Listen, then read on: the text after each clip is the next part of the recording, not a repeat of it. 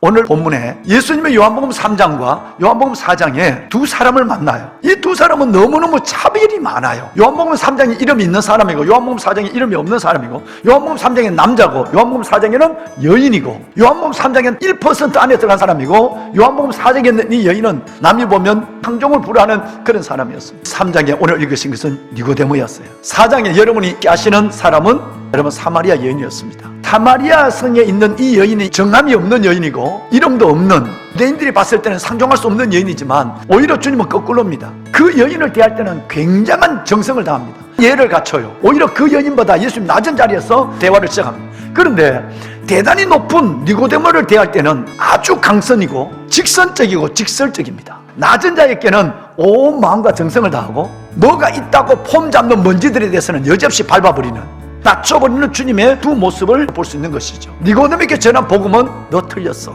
안 돼, 너 거듭나야 해. 그런데 이 여인에게 대해서는 너 이 물 먹어볼래?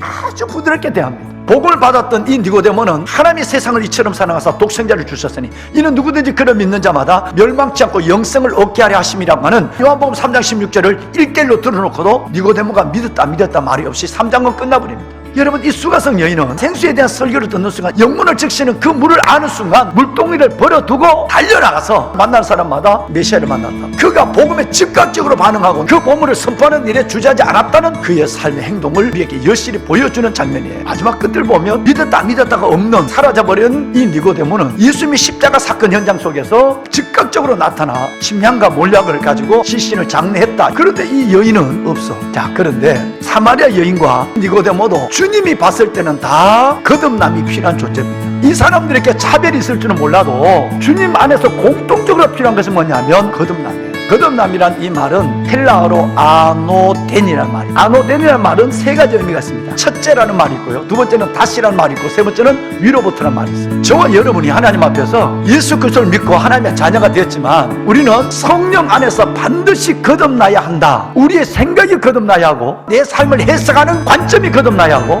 말이 거듭나야 하고, 그리스도의 제자의 삶으로, 은혜를 아는 자, 경험한 자의 삶으로 거듭나야 된다는 거예요.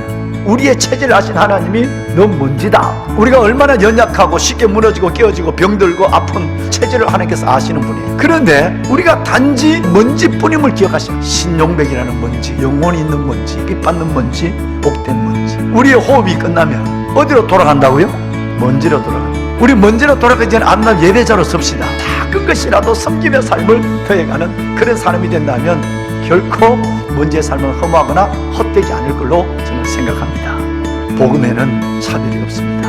어떤 사람은 대단한 먼지, 어떤 사람은 시원찮은 먼지, 어떤 사람은 오래 떠있는 먼지, 어떤 사람은 금방 뚝 떨어지는 먼지. 인간은 그렇게 보일지라도 우리 존재를 바라보신 하나님의 시선은 동일합니다. 하나님의 그 의는 차별이 없어요.